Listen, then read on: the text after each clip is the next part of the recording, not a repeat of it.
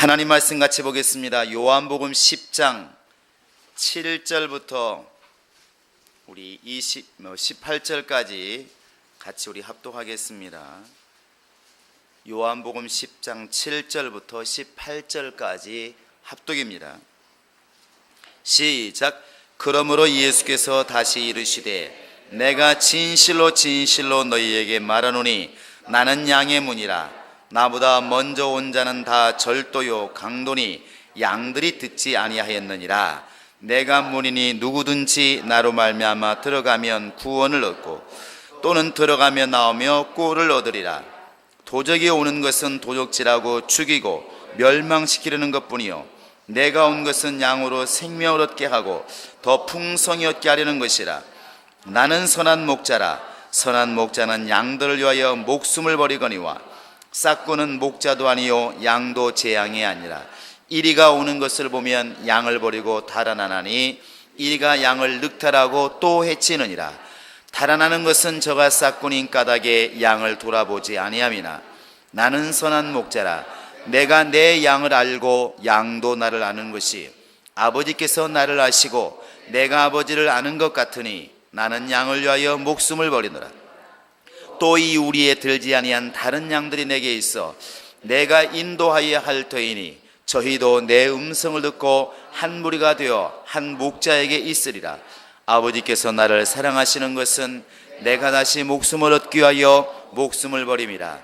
이를 내게서 빼앗는 자가 있는 것이 아니라 내가 스스로 버리노라. 나는 버릴 권세도 있고 다시 얻을 권세도 있으니 이 계명은 내 아버지께서 받았노라 하시니라. 아멘. 자, 하나님은 복과 생명의 근원이시다. 세 번 시작. 하나님은 복과 생명의 근원이시다. 하나님은 복과 생명의 근원이시다. 하나님은 복과 생명의 근원이시다. 근원이라고 하는 것은 거기에서부터 출발한다는 얘기입니다. 인간이나 동물이나 또 이 세상에 살아있는 모든 것들이 그 살아있다고 하는 것, 그 살게 만드는 힘이 어디에서 오느냐? 하나님으로부터 이렇게 출발하는 것입니다.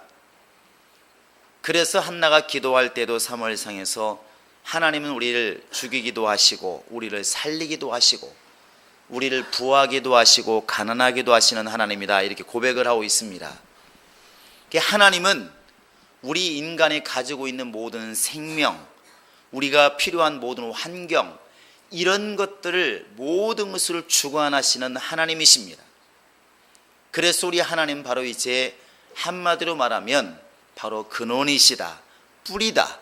다른 말로 바꿔서 표현하면 모든 것에 이렇게 풍성하신 하나님이다, 이렇게 말할 수가 있습니다. 우리 인간은 그분의 생명을 받아야만이 살고 그분이 이렇게 도와줘야만이 사는 그런 존재지만 그분 자체가 이미 생명으로 풍성하신 분이시고 능력으로 풍성하신 분이시기 때문에 그분은 누구에게 도움을 받지 않아도 넉넉히 살아가시는 바로 우리 하나님이십니다. 그래서 우리 하나님을 우리가 늘 기억할 때에 생명이 풍성하신 분, 은혜가 풍성하신 분, 능력이 풍성하신 분, 모든 것을 주관하시는 넉넉한 하나님, 우리가 이렇게 기억을 해야 그분께 의지하는 마음이 커질 수가 있습니다. 그래서 에베소 3장 20절에 보면은 우리가 구하는 것이나 또 우리가 정말 하나님께 생각하는 것, 이것보다도 더 넘치도록 하실 이, 이렇게 되어 있습니다. 하나님이 누구시냐? 내가 하나님께 기도합니다. 그런데 인간이라고 하는 것은 알고 있는 것, 경험한 것을 이렇게 넘어서기가 참 어려워요. 기도할 때도 자기가 아는 것 이상을 참 기도하기가 어렵습니다.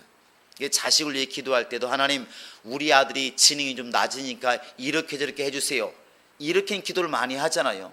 그런데 그 이상을 우리가 알기는 어렵습니다. 왜? 경험한 것도 없고 아는 것도 없으니까. 성경은 뭘 말하고 있느냐? 우리가 구하는 것이나 머릿속에 생각하는 것보다도 더 넘치도록 하시는 분이 우리 하나님이시다. 예레미야서 33장 1절부터 쭉 이하에 보시면 너희는 하나님께 와서 부르짖으라 내가 응답하겠고 그러면서 그 다음 말이 뭐냐면 너희가 알지 못하는 크고 비밀한 것을 보이리라 이렇게 말하고 있어요. 우리가 알지 못하는 것, 생각지도 못하는 것, 크고 비밀한 것을 보이리라. 하나님은 내가 생각하는 것 안에만 계시는 분이 아니라 내가 생각하는 것 그 이상으로 크신 분이, 그 이상으로 넘치시는 분이 우리 하나님이라는 사실입니다. 여러분이 하나님을 그렇게 믿으시길 바랍니다. 이스라엘 사람들이 이렇게 애굽에서 나왔을 때 맨 먼저 봉착한 게 어디냐면, 가장 난관이 뭐였냐면 열심히 도망가다 보니까 앞에 홍해바다가 딱 가로막은 겁니다. 여러분 상상을 해보시기 바랍니다. 야, 이제 바로에게 큰 소리 빵빵 치고 우리 하나님이 우리를 구원하셨다 이렇게 막 큰 소리 치고 나왔는데, 바로가 가만히 생각해 보니까 너무나 10가지 재앙 만나서 힘든 상황에서 보낼 수밖에 없어 보내기는 보냈는데, 보내놓고 사니까 이거 영 잘못된 것이죠. 그래서 잡아라 그리고 쫓아오는 것입니다. 뒤에는 막 애국 군대가 쫓아오고 열심히 도망가는데 앞에 짠 그리고 이 홍해바다를 만났을 때 그 심정이 어땠을까? 그 심정이 어땠을까? 그러니까 모세를 원망을 하는 게 있습니까? 야, 이제 우리 죽었다. 이제 네가 과연 애굽에 있을 때 우리 묻을 묘지가 없어 우리를 불러내느냐? 이제 큰일 났다. 근데 모세가 기도합니다. 하나님 어떻게 했으면 좋겠습니까? 이스라엘 사람들은 그때까지 강이 바다가 갈라지는 것을 본 적이 없어요. 그러니까 그들은 기도할지라도 바다가 갈라지게 해달라고 기도하지 않습니다. 왜? 그런 것을 한 번도 본 적이 없으니까. 이게 인간의 한계라는 것이죠. 우리가 기도할 때도 사실은 너무나 문을 닫지 말라는 것입니다. 하나님 나 500만 원밖에 없는데 어떻게 쓰면 좋겠습니다가 아니라 하나님의 계획을 나에게 보여주시고 이런 것들을 넘어갈 수 있는 하나님의 능력이 임하기를 원합니다. 이런 기도가 우리 안에 있었으면 참 좋겠습니다. 어찌됐든 하나님은 풍성하신 분이십니다. 생명도 풍성하시고 능력도 풍성하시고 하나님은 없는 것이 없는 모든 것이 넘치는 분이 바로 우리 하나님이십니다. 자, 하나님은 풍성하신 하나님이시다. 시작!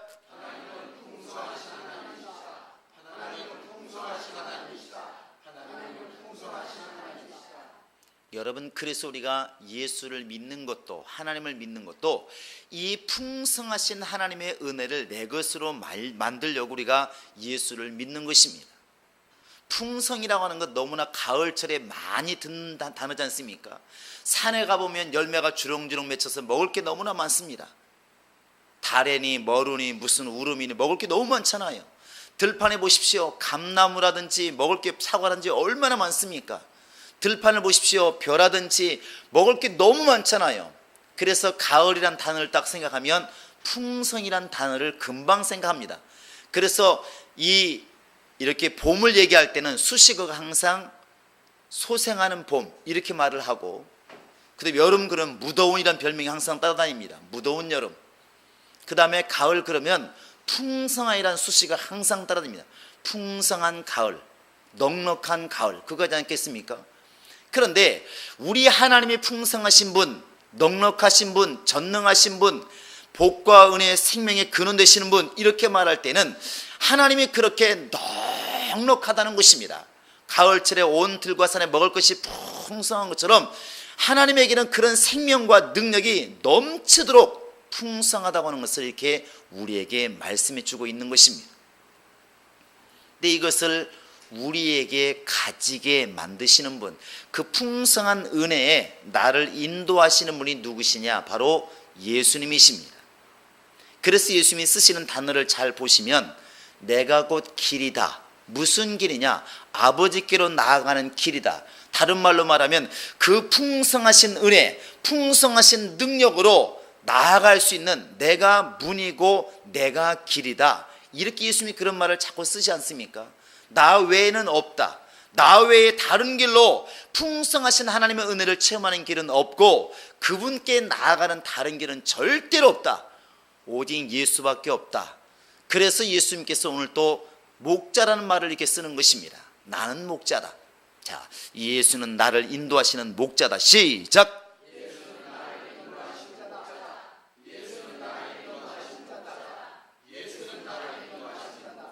이 사실 우리나라에서는 이렇게 목자라는 말이 실감이 잘 안 납니다. 그렇죠? 소나 한번 염소를 한 번이라도 끌어보시면 손 들어보셔요. 얘기를 하지 말아야 되겠군요.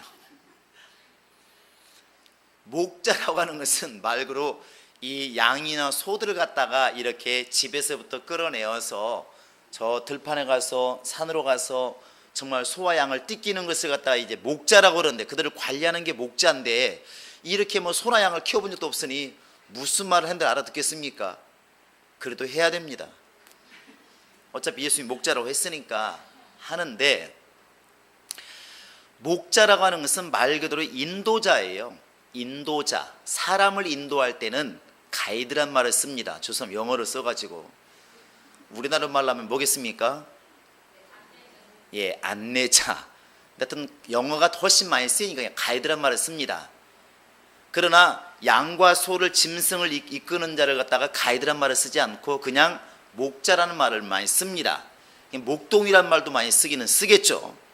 그런데 이 예수님이 목자라고 말할 때에는 예수님이 우리가 양으로 이렇게 비유했을 때 우리를 인도하시는 분이라는 것을 말하고 있는 것입니다. 예수님 오늘 또 선한 목자라는 걸 두 번이나 쓰고 있는데, 우리를 지금 하나님의 그 보배로우신 하나님의 넘치는 그 은혜 가운데로 나를 이끌어 가시는 분이 누구시냐? 바로 예수님이라는 것이죠.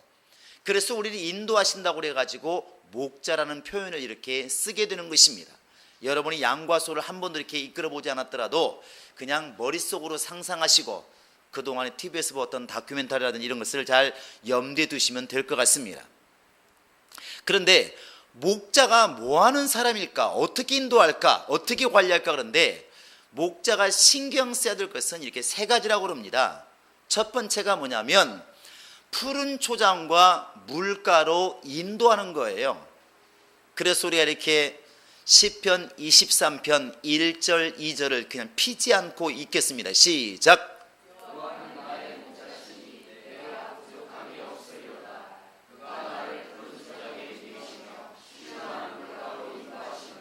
예.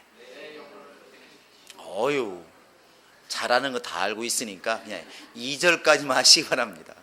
근데 보니까 3명은 또 묻어가시는 분이 있습니다. 근데 거기에 보시면 분명히 여호와는 나의 목자시니, 예수님도 나는 목자시니 이렇게 표현하고 있는데, 이제 우리를 양으로 비유하는 것이죠. 내가 부족함이 없으리로다. 쉽게 말하면 너무나 먹을 게 많고 너무나 마실 물이 많으니까 아무 염려가 없다는 것이죠. 근데 뒤에 보시면 그가 나를 푸른 초장으로 정말 인도하여 나를 누이시고 쉴만한 물가로 인도하시는 다 이렇게 되어 있습니다. 거기에 보시면 그냥 푸른 초장으로 나를 인도하시면 좋은데, 푸른 초장에 나를 누이심이 이렇게 되어 있잖아요. 그리고 물가로 인도하신 이렇게 말하고 있는데, 여러분 간혹가다 이렇게 중동 지방 이렇게 화면 나올 때 유심히 보시기 바랍니다. 특히 이스라엘 같은 거 보시면 유심히 보시면 이렇게 화면이 쫙 돌아갈 때, 유대 광야 같은 데 볼 때 보시면 거의 나무가 안 보입니다. 가끔가다 조각목이라고 하는 그 나무, 씨띠나무를 이렇게 표현하고 있는데, 그 법궤를 만들었던 그 나무만 군데군데 하나씩 보입니다. 가시나무 보이고 거의 풀이나 나무가 안 보여요. 그러니까 이 목동들이 그 양을 데리고 몇 킬로씩 걸어가서 풀을 뜯긴다는 것이죠. 이 푸른 초장으로 인도하는 것 최고의 목적입니다. 가장 큰 일이죠. 목자하는 일 중에 가장 큰 일이 풀밭으로 인도하고, 먹기는 먹는데 문제는 또 먹을 물이 없는 것이죠. 산꼭대에 올라가면 먹을 게 있는데 대신에 물이 없다는 게 문제입니다. 이게 보통 문제가 아니죠. 그래서 이 이스라엘 목동들이 새벽 일찍부터 데리고 나간답니다. 왜 그러겠습니까?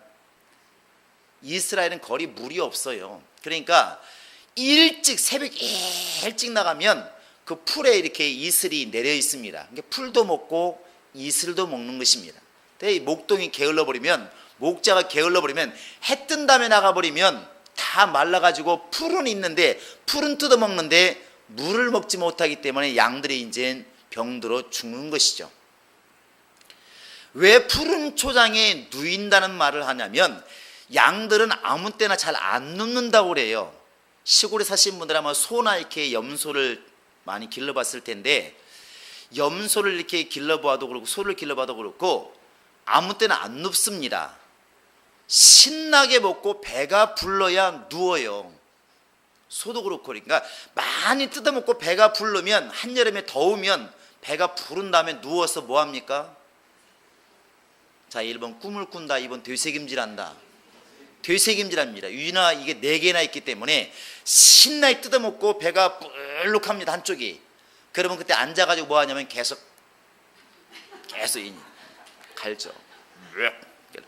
그리고 이제 다음에 뭐 이쪽이 배가 불룩합니다. 이쪽을 이제 옮긴 것이죠. 근데 양들도 아무 때나 눕는 게 아니라 누울 때가 있다는 것입니다. 조건 어떤 사람이 세 가지를 걸었더만요. 첫째, 양들은 되게 겁이 많대요. 우리 중에도 겁 많으신 분들은 양과입니다. 이렇게 가슴이 철렁한다고 그러잖아요.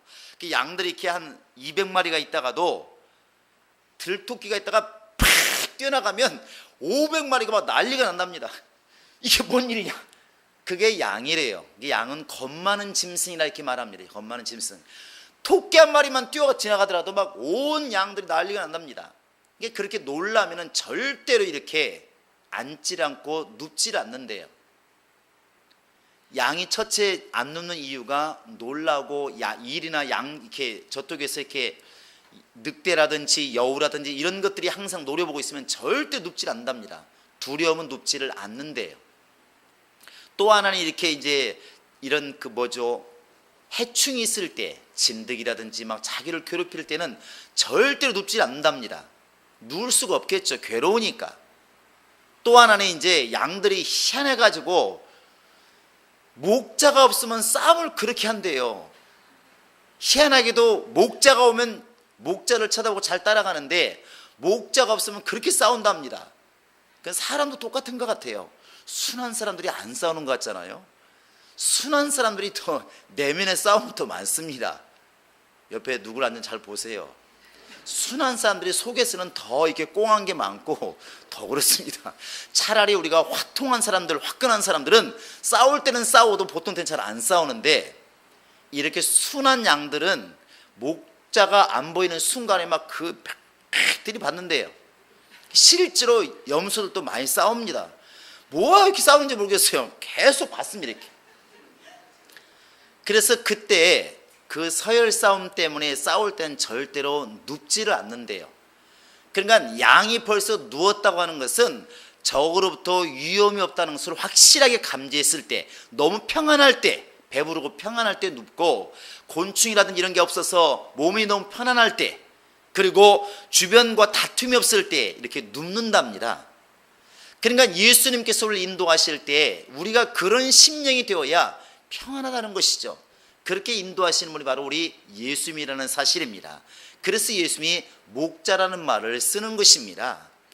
우리가 지금도 마음이 불안하고 무언가 쉬지 못하고 있다는 것, 주님께서 분명히 평안을 명하셨는데 내 안에 평안이 없다고 하는 것은 내가 목자 되신 예수를 제대로 지금 못 따라가고 있다는 것도 말할 수 있습니다.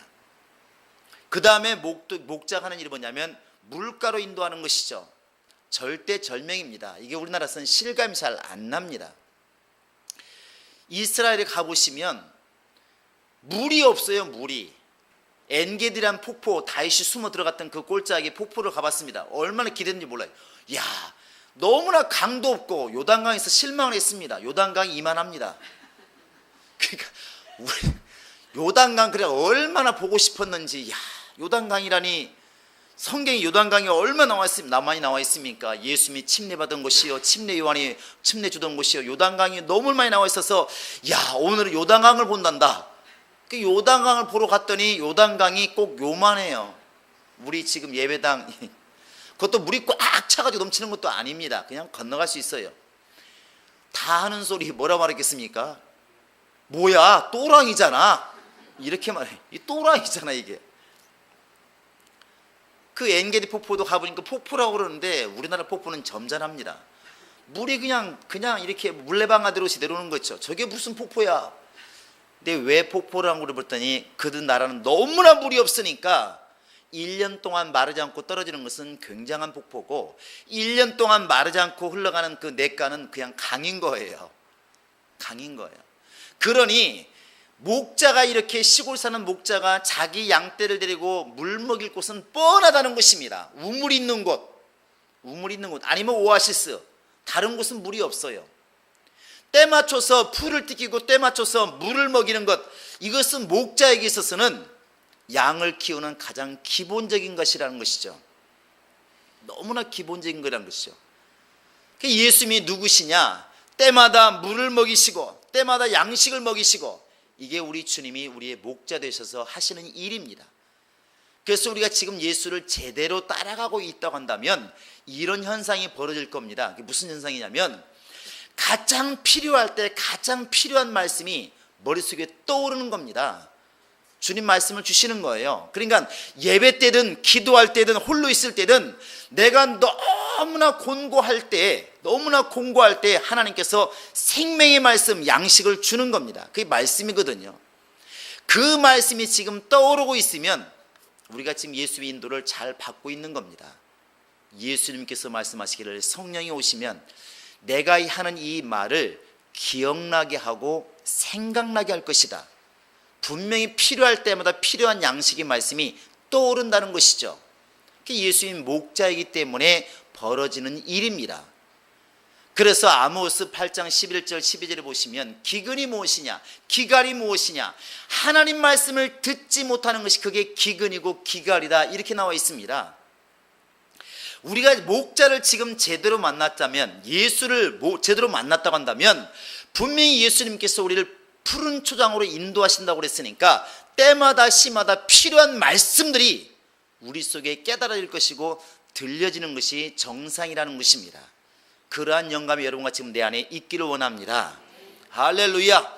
또한 푸른 물가를 이렇게 인도하신다고 그러는데 푸른 물가 아니죠. 쉴만한 물가라고 그랬는데, 물가라고 하는 것 성경에서는 생수의 강이라는 표현을 쓰고 있습니다.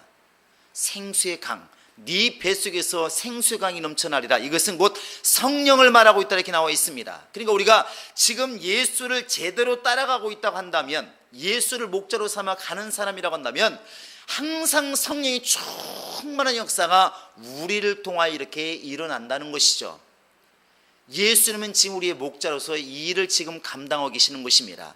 성령을 통하여 내 안에서 막 생수의 강이 터져나오게 하시고, 항상 때마다 시마다 주의 말씀을 기억나게 하셔서 말씀으로 살아가게 하시고, 말씀으로 내 영혼의 양식을 삼게 이렇게 하신다는 것입니다.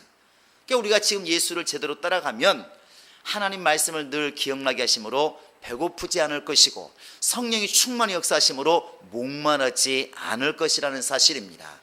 할렐루야, 할렐루야. 자, 내 영혼아 하나님의 성령으로 충만하자. 시작.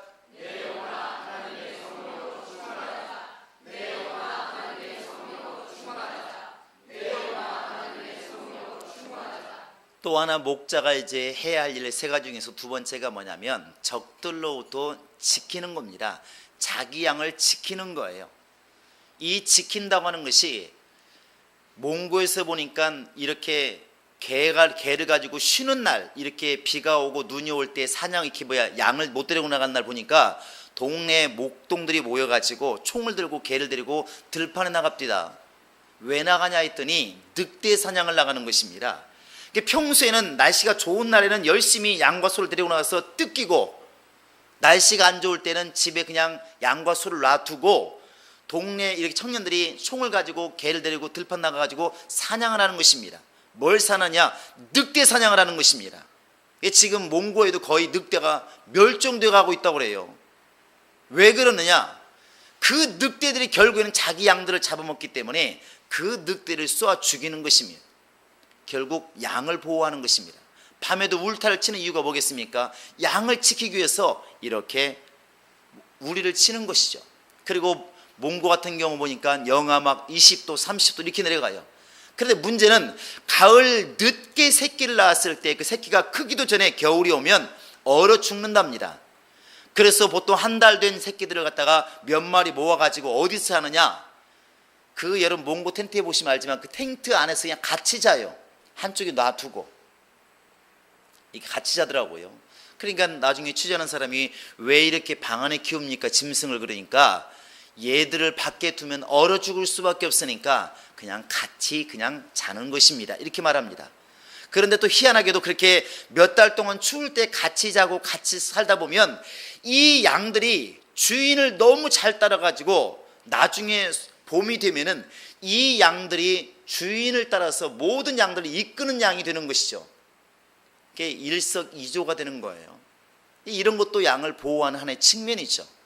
예수님께서 우리 좋은 목자, 선한 목자라고 하는 것은 누가복음 22장에서도 베드로를 책망할 때 했습니까? 야, 내가 지금 죽을 지경이 되어서 나를 좀 위해서 기도해달라고 부탁했더니 자고 있냐? 이렇게 말하시면서 하신 말씀이 뭐냐면, 야, 기도해라. 시험에 들지 않도록 깨어 기도해라. 그러면서 내가 너를 위해서 기도했는데 사단이 너를 밀가부로 하려고 너를 청구했지만 내가 너의 믿음 떨어지지 않길 내가 기도하였노라. 이렇게 말합니다. 그 예수님께서는 지금도 여러분과 지금 나를 보호하시는 분이십니다. 할렐루야. 설사 죄를 지어서 망할 지경이 되어간다 할지라도 요한일서 2장 1절에 보면은 우리가 죄를 범했을 때 우리를 위해 대신 기도하는 자가 있으니 누구십니까? 바로 예수님이시다. 그가 지금 우리 죄를 위해 지금도 간구하고 계신다. 우리를 지금 보호하신다는 것입니다. 예수님은 끊임없이 여러분과 지금 나를 보호하시는 분이십니다. 이게 바로 목자의 역할, 양을 보호하는 역할이라는 것이죠. 목자가 해야 할 일 세 번째가 뭐냐면 잃어버린 양을 찾는 것입니다. 잃어버린 양. 그 예수님께서도 계속 그렇게 말씀하시죠. 누가복음 19장 10절에 보면은 그 잃어버린 양, 나는 잃어버린 양을 찾아서 회개시키러 왔노라. 그게 예수님이 오신 목적이라고 말씀하고 있어요. 그 목자가 자기 양을 쉬어보니까 아침에는 100마리가 나갔는데 오후에 올 때 보니까 99마리밖에 없어요. 그러면 9마리 있으니까 뭐 괜찮아. 올 목동이 어디 있겠습니까? 반드시 막 찾아 헤매겠죠. 그 목자가 해야 할 일이 바로 그것이라는 것이죠. 잃어버린 양을 찾는 것. 그래서 바로 첫 아담이 범죄함으로 우리가 마귀의 것이 되었는데 주님께서는 반드시 마귀에게 빼앗긴 영혼을 찾겠다는 거 아니겠습니까? 그 예수님이 선한 목자로서 여러분과 지금 나의 영혼을 반드시 잃어버리지 않고 찾겠다고 하는 것이 주님의 뜻이라는 것입니다. 좋은 목자는 이렇게 양들을 갖다가 좋은 꼴이 있는 곳으로 잘 데려가고 때마다 시마다 목마를 때 물을 마시우게 하고 적들로부터 양을 잘 보호하고 또 혹시 잃어버렸을 때는 반드시 이렇게 찾아오는 일을 하는 것이 좋은 목자라는 것입니다. 왜 선한 목자라고 이렇게 말을 했을까? 선한 목자라고 하는 것은 바로 다른 말로 말하면 우리가 선악을 아는 일에 이렇게 되어 있는 것처럼 선이라고 하는 것은 성경에서는 생명을 말합니다. 생명을 말하는 것이죠. 그러니까 예수님이 나는 선한 목자다 이렇게 말하는 것은 나는 생명을 주는 목자다는 말과 같습니다. 내가 생명으로 인도하는 목자라는 말이 있죠. 다른 말로는 반대가 뭐겠습니까? 악한 목자, 싹군 목자 이런 뜻입니다. 오늘 본문에서 보시면 싹군 나와 12절에 보시면 싹군은 목자도 아니요 양도 제 양이 아니라 이리가 오는 것을 보면 양을 버리고 달아나니 도망간다 이 말입니다. 우리가 이렇게 지금도 해결이 안 났지만 저 진도에서 세월호가 이렇게 잠겼을 때 배에서는 최고 책임자가 누구냐면 선장이에요. 그래서 원래 선장이 앉는 자리는 대통령이랄지라도 예의상 앉지를 않는다고 하지 않습니까? 배에 가면은 배 타는 순간부터 선장이 앉는 그 자리는 하나의 왕국으로 보기 때문에 왕의 자리로 인정한다는 것이죠.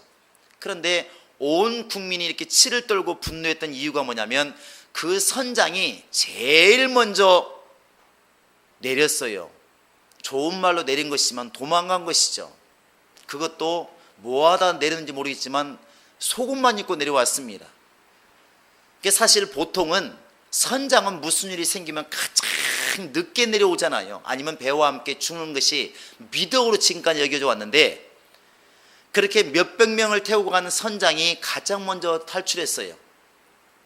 한 2년 전인가요? 정확히 모르겠지만 미국에서 이렇게 비행기 한 대가 이렇게 허드슨강에 이렇게 내려앉았습니다. 불시착한 것이죠. 근데 그때 그 기장은 가장 늦게 내렸답니다.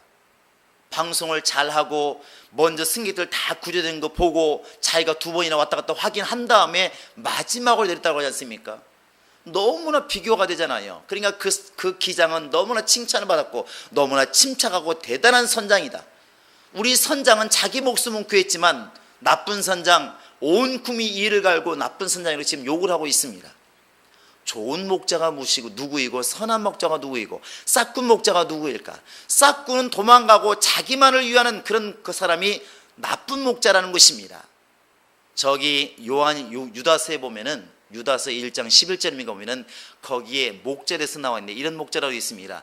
자기 몸만 키우는 역사, 목자, 자기 몸만 키우는 목자, 이것은 나쁜 목자라는 것이죠. 발람의 어우러지기로 간 싹스를 바라보고 돈을 바라보고 가는 그 목자, 가장 나쁜 목자입니다. 그런데 예수님은 선한 목자를 이렇게 말하고 있습니다. 나는 선한 목자라. 이렇게 말하시면서 선한 목자가 누구냐 보시면 11절에도 선한 목자는 양들을 위하여 목숨을 버리거니와 이렇게 되어 있습니다. 15절에서도 나는 양을 위하여 목숨을 버리노라 이렇게 말하고 있습니다. 계속 말씀하시는 게 뭐냐면 나는 목숨을 버린다, 나는 목숨을 버린다, 나는 목숨을 버린다. 예수님이 우리 인류를 정말 제대로 이끌어 가시기 위해서, 제대로 살리기 위해서 자기 목숨을 버려서 우리를 살렸다는 것입니다.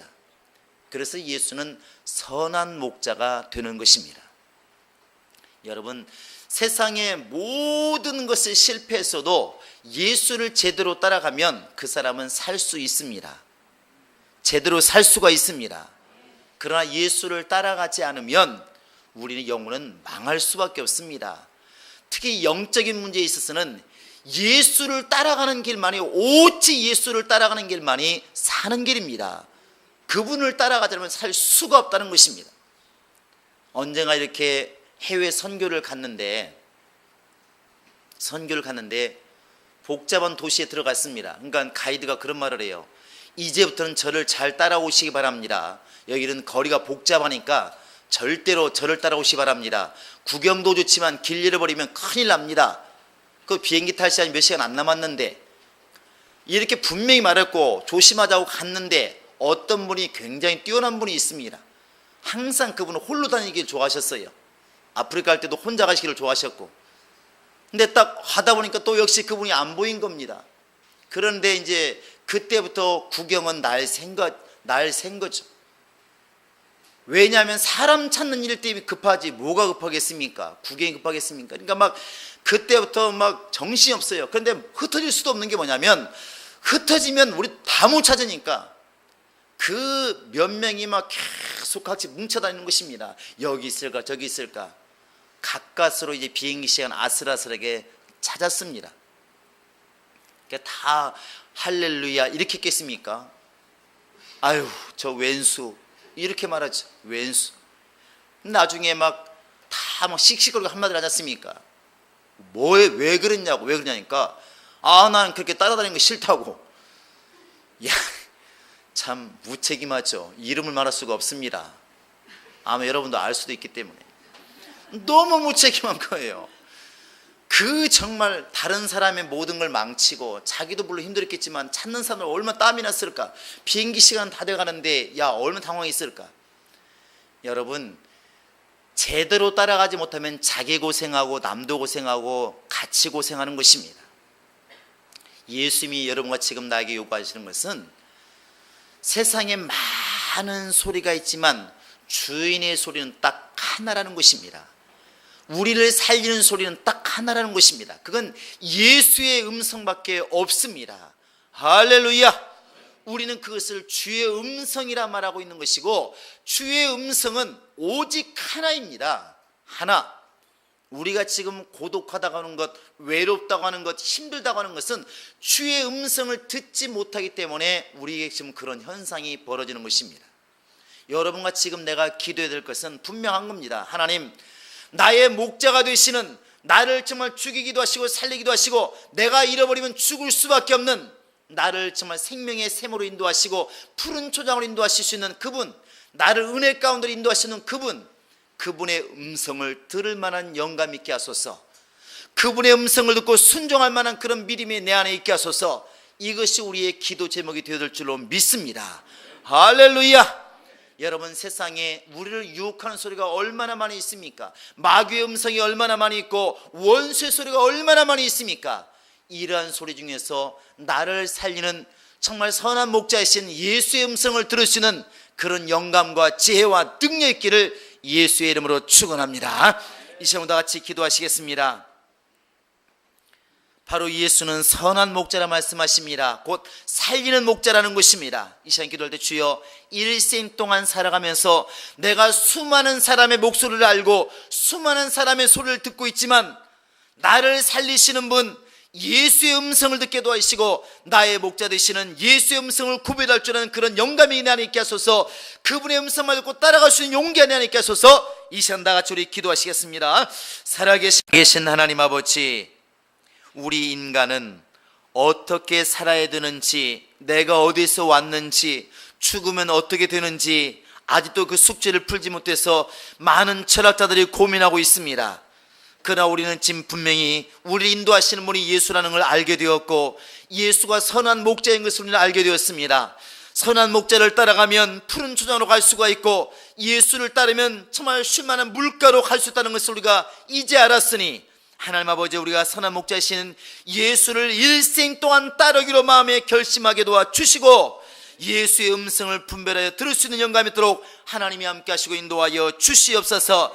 나는 내 양을 알고 양도 내 음성을 들을 줄 안다 말씀하셨으니 예수께서 말씀하실 때 우리가 그 음성을 들을 만한 영감 있게 도와주시고 또한 예수님께서 찾으실 때 그분에게 순종한 나아갈 수 있는 영감이 있도록 하나님이 함께 하시고 인도하여 주시옵소서. 일생 동안 좌로나 우로나 치우치 않게 도와주시며 예수만을 따르기로 결정하게 도와주시고 내 홀로 있을 때에도 주의 음성을 듣고 그 음성을 따르는 모두가 될 수 있도록 하나님이 함께 하시고 인도하여 주시옵소서. 감사하고 예수 이름으로 기도합니다. 아멘. 이제는 우리 주 예수 그리스도의 은혜와 하나님 아버지의 극진하신 사랑과 성령의 교통하심과 인도하심이 이제 정말 선한 목자이신 예수를 따라 일생 동안 그의 음성을 들으며 살기를 작정한 모든 심령들을 머리 위에 이제부터 영원토록 함께 있을지어다. 아멘.